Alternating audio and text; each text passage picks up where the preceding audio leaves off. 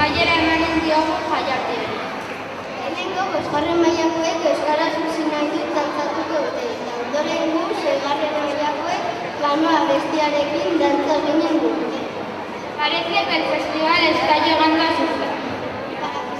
Para finalizar nuestro Para ello, los alumnos y alumnas de quinto y sexto de euskera bailaremos euskaraz bizi nahi dut planoa. Esperemos que lo disfrutéis. Gustukoa izatea espero dugu. Hope to enjoy.